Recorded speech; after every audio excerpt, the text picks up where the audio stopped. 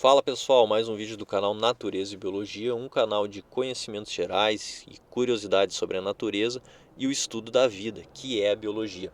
Hoje, pessoal, indo direto ao ponto, nós vamos falar sobre os percevejos de cama. E antes de falar deles, nós precisamos relembrar alguns conceitos bem importantes dentro da biologia, como por exemplo a taxonomia, né, que é onde nós estudamos e organizamos os seres vivos em categorias hierárquicas, ou que chamamos também de táxons. Né? Quem é que não lembra lá do reino, filo, classe, ordem, família, gênero e espécie? Por que eu estou falando isso? Vamos lá falar sobre os filos. Dentro de filos, né, nós temos vários grupos, por exemplo, os poríferos, crinidários, plateumintos, nematódios, e nesses grupos também vamos destacar três principais para o nosso assunto aqui, que são os moluscos, os artrópodes e os cordados. Tá? Temos lá os cordados, por exemplo, os camundongos, né, os ratos, né, os moluscos ali, lesmas, e os artrópodes, né, aranhas e o percevejo de cama, né, que está dentro do grupo dos artrópodes. Tá? Então os artrópodes, para quem não lembra, né, são aquele grupo de animais, né, que tem aqueles apêndices articulados, por isso o nome artrópodes, né, aquelas, a gente pode perceber as pernas articuladas, por exemplo, das aranhas, que é bem característico, né?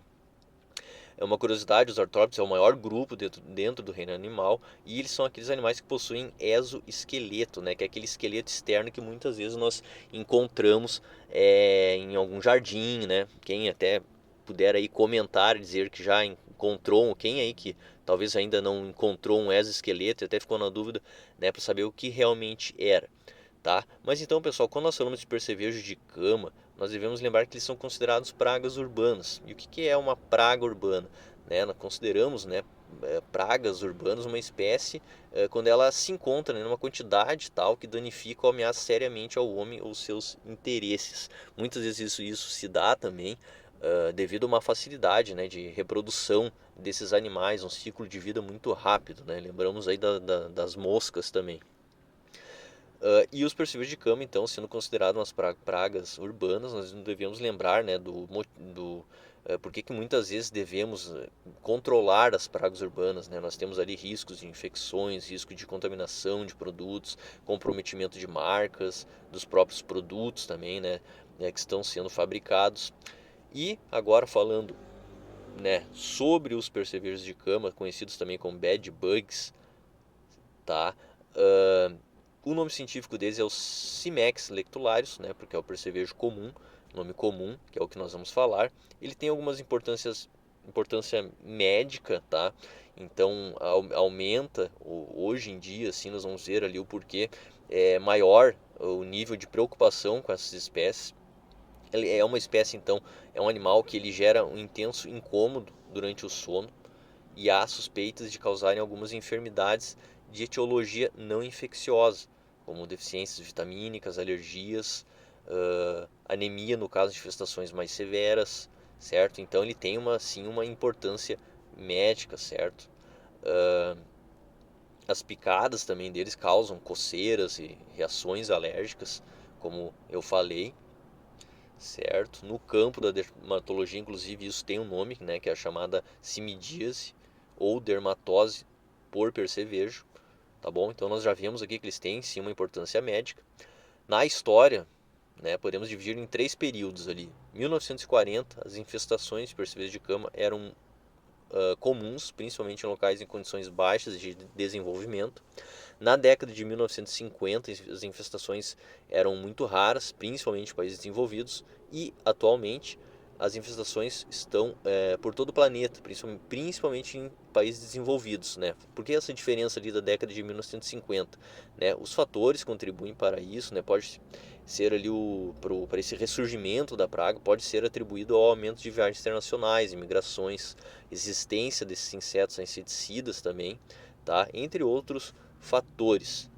E a biologia agora, falando da biologia dos percevejos de cama, eles são hematófagos. O que são os hematófagos? Né? Eles são animais que se alimentam de sangue e eles podem ficar 1 metro a mais ou menos 6 metros da possível fonte alimentar. Então, alguma pessoa pode estar ali deitada num colchão da sua casa e esses animais vão estar ali escondidos, né, esperando o momento então para a alimentação deles. Tá? Eles são espécies, são ápteros, não possuem asas, né? Coloração marrom avermelhada, corpo oval e achatado com muitas cerdas, tem um hábito noturno, tá bom? A alimentação ocorre antes de cada muda e os adultos podem chegar, uma curiosidade aí, até 550 dias sem se alimentar. E qual que é o ciclo de vida desses animais? Eles têm ovos, né, as fases de ninfa e adulto, ou seja, nós não vamos encontrar larvas de percevejo de cama, ele não possui estágio larval. Vamos falar agora também um pouco sobre os vestígios. Normalmente nós vamos encontrar os vestígios dele, que são os próprios animais, as fases ali de vida, ovos no nosso colchão, principalmente bordas de colchão, né? Tudo aquilo que for estofado, poltronas, né?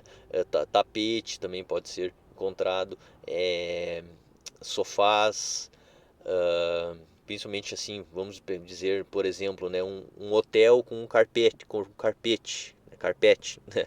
Agora eu esqueci exatamente ali, mas carpete, mas enfim, é um local também propício para percevejo de camas, certo?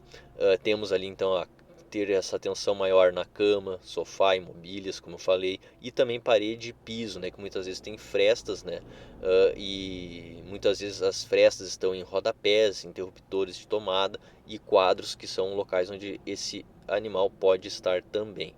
Então, desta forma, nós gostaria de deixar aqui algumas dicas de prevenção, né, o que nós podemos fazer ali, e para evitar uma infestação é preciso seguir então algumas recomendações. Nós precisamos manter uma lavagem periódica de cama e das roupas de cama de mês em mês com água quente, usar capas protetoras e trocar os colchões e base das camas a cada 2 ou 3 anos também. É o que ajuda a evitar problemas com percevejo de cama. A gente sabe que isso não é fácil de fazer, né? Mas é uma dica.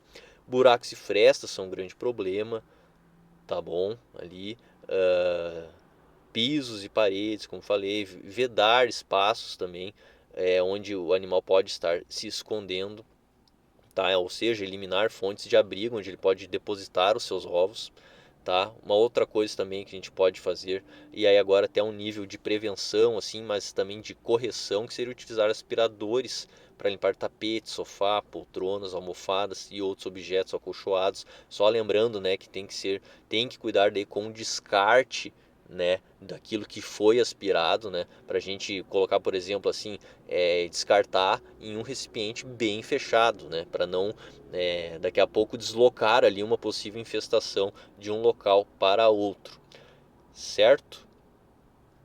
E, gente, acredito que com isso o vídeo já vai ficar ali com bastante tempo. Gostaria até que fosse um pouco mais curto, mas tem assuntos que não tem como trazer algo aqui que seja um vídeo mais curto também. E por hoje seria isso. Espero que gostem do vídeo, que vocês possam aí, quem gostar, curtir para dar uma força ao canal que está iniciando, comentar, trazer dicas, dar aí algum exemplo de alguma situação com percevejo de cama, certo? Vai estar ajudando muito o canal, compartilhando também e se inscrevendo ali no canal. Temos o objetivo de ir melhorando o canal com o tempo, áudio, imagens, certo? E enfim, por hoje era isso. Um abraço e até o próximo vídeo.